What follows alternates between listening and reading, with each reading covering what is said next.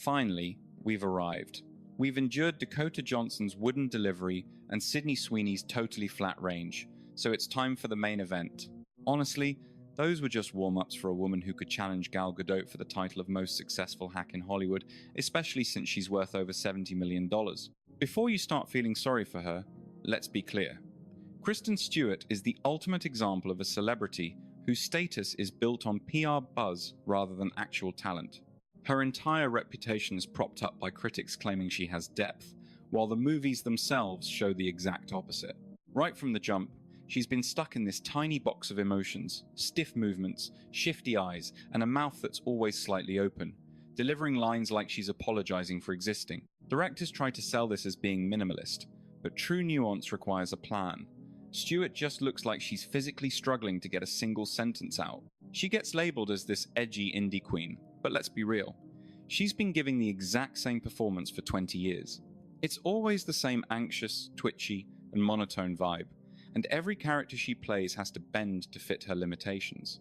And don't even start with that, she just picks roles that fit her argument. You could say that about Jack Black or Jason Statham, sure, that doesn't make them bulletproof.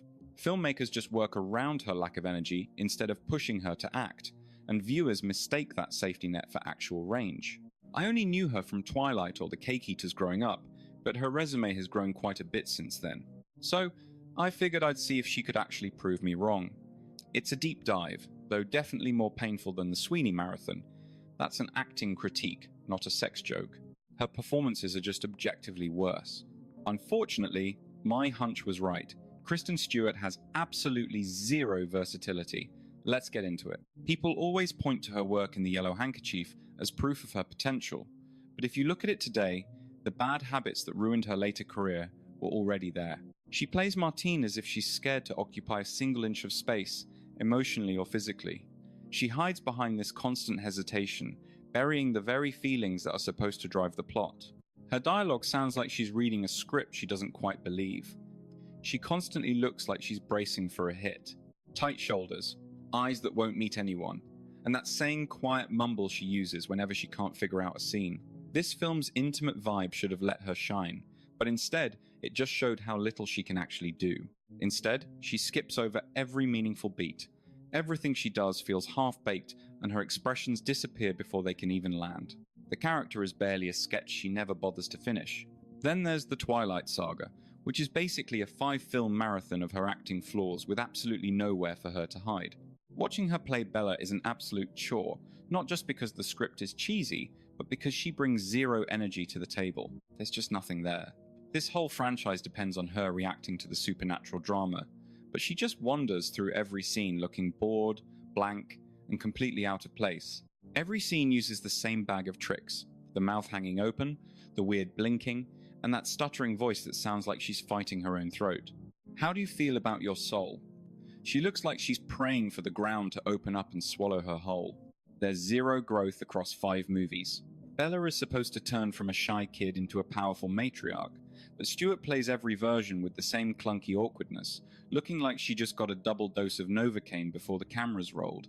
In that first Twilight movie, she already settled into this rigid routine where every emotion, whether it's fear, love, or confusion, gets squeezed into the same dull physical reaction. It's painful to sit through because the script says Bella is overwhelmed by passion, while Stewart looks like she's waiting for a bus. By the time we get to New Moon, the story is practically begging for some depth as Bella falls into this deep depression and obsession. But Stewart is so flat that the emotional weight just vanishes.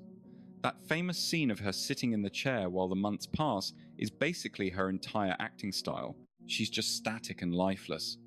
Eclipse needs high stakes and conflict, but she drifts through it like a backup actor who got dragged back to the set against her will. Even when characters are screaming about life and death, she looks like she's just counting down the minutes until the lunch break. By Breaking Dawn, the gap between what Bella should be and what Stewart actually gives us is honestly bizarre. Bella is supposed to be this fierce, instinctual woman at this point, a person completely changed by everything she's been through. Stewart stays stuck in first gear. Even when she finally turns into a vampire, which was the perfect chance to change things up, the acting is still shallow and clunky. She portrays an immortal predator with the same vibe as a nervous student sweating through an oral exam. It's exhausting because the movies keep raising the stakes. but her performance is completely frozen in time. No matter if Bella is happy, terrified, or starving, Stewart kills the vibe with the same flat, twitchy mannerisms. 5 films, 1 single facial expression. Hell of a way to start a career. At least the lead guy got to be Batman. She steps into Snow White and the Huntsman with this classic heroine role, and she's just terrible. It's a completely hollow performance. You can almost see her trying to remember what a human face looks like when it feels an emotion. That big inspirational speech at the end is easily one of the worst deliveries of the last 10 years. It's a monotone lecture that feels like a rough rehearsal they accidentally left in the final movie. The worst part is how the movie tries to hide her. The editors cut away so fast because they knew there was nothing going on behind her eyes. She never feels like a leader, or even like she's afraid. She moves through every scene like she's terrified of touching anything, kind of like when you're staying at a friend's house and you're too nervous to go to the kitchen for a snack.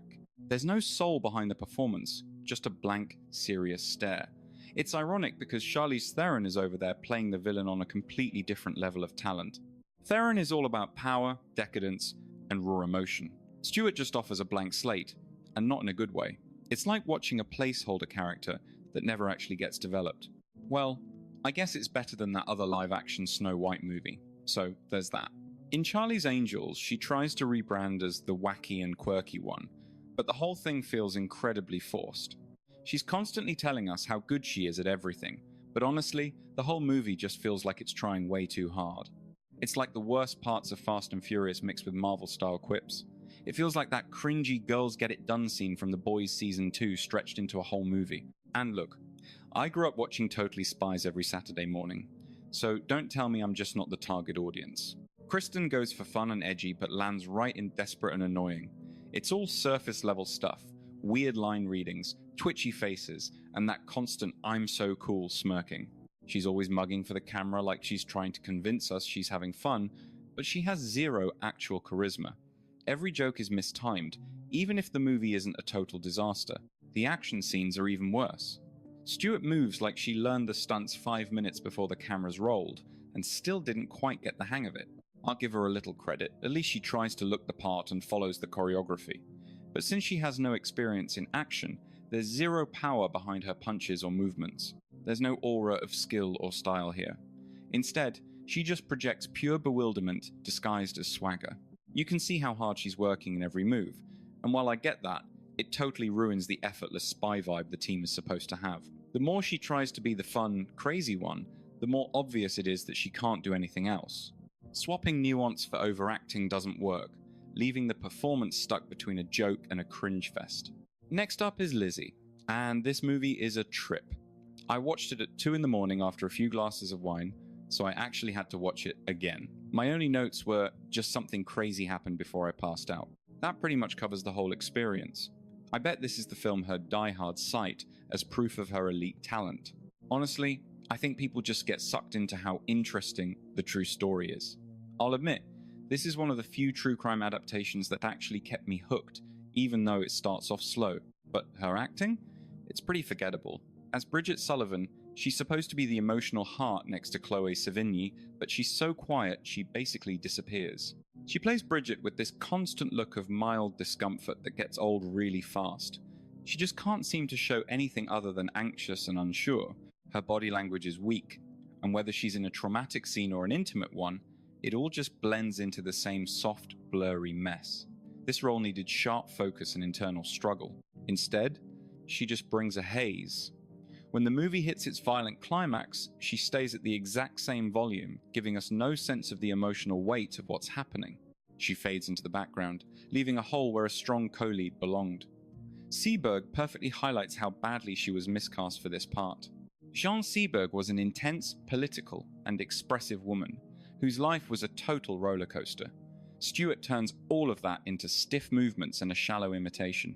Her voice work wobbles, her face is a one note, and she misses the mental breakdown the script calls for. She treats a total collapse the same way she treats small talk, resulting in a flat line with zero evolution. Stewart uses cheap tricks to hide the lack of substance. She tries to use heavy breathing, a shaky voice, and long stares, but none of it feels real. The movie wants her to fall apart, but she barely even scuffs the surface. Watching her try to play someone as complex as Seberg highlights the main problem. She treats emotion like a chore she has to perform, rather than something that comes from inside the character. Just you wait. I'll admit, this is the best work I've seen from her. One indie mag even called it the best performance of her career, and they're right, just not for the reasons they think. She's just okay. Critics went wild for Spencer, but let's be honest, everything she does in it feels way too rehearsed and mechanical. It's a real shame because you can see how hard she's trying. But just like Jared Leto's weird method acting stunts on Suicide Squad, her voice work is shaky and awkward, like she's fighting against an accent her body just won't accept. She surrendered to the makeup team gracefully, yet she spends the movie twitching and gasping like a scared rabbit. Stewart thinks nervous habits equal depth, like she's channeling that frantic energy from the later Transformers films. The charm, intelligence, and self-reflection of Diana are missing. She just cranks the misery up to 11. Diana's tragedy was the wall between her public face and private pain. Stewart misses that entirely, looking perpetually annoyed like Edward just ruined the furniture again. This isn't a transformation, it's just an imitation dressed up in fancy cinematography. Giving her one final shot, I checked out underwater. Honestly, the film's concept is great, but her performance made me want to dunk my head in an ice bath just to feel a spark of life. She tries to pull off a budget Ellen Ripley with the buzz cut and the stoic space hero vibe. Instead, we get a one-note performance that lacks any real internal grit. Every single scene features that same locked jaw intensity. Man, it is like she is physically incapable of distinguishing between being terrified, exhausted, or grieving. The acting feels stagnant. When things get scary, she just does the wide-eyed, heavy-breathing routine, borrowed straight from the Sydney Sweeney playbook. To look like a leader, she just whispers and talks quickly. Her bag of tricks is so empty you have to ignore her lead role just to have a good time. Her less is more approach is a total liability here, creating a complete emotional void. Because she is on screen constantly, you just cannot ignore how narrow her range is. The suspense never actually builds because her internal state is frozen. She reacts to a cosmic nightmare with the same mild annoyance she would show for a minor inconvenience. Even the big hero moment at the end, meant to save the movie, totally bombs because she is just generic and stoic. The character should be haunted and resilient, not blank. It feels like she is trying to remember the definition of emotion while she is reciting her lines. Anyway, I have seen enough. Let us finally put this to bed. If you've stuck around this long, you probably see my point. Her body of work highlights a major flaw. She never changes. New directors and big budgets can't fix it. Her style is stuck in a tiny, quiet box. She thinks being blank is the same as being subtle, but it just leads to the same boring outcome. This performance is drained of any real tension or growth. She brings the same stiff posture and guarded blankness to every role, never allowing the character to actually shift. Movies that rely on her usually fall apart, while the ones that work do so in spite of her. Fans call her subtle, but real subtlety requires actual intention. Her work feels like a constant attempt to avoid fully committing to the part. At this point in her career, you have to wonder if she can even bring depth to a role. Stewart gets plenty of work. Her real problem is the one thing no performer can fake: a lack of versatility. After this ordeal, I need to watch something with real substance. Having endured a week of trash, I'm posting this and putting on Casino Royale. Catch you later!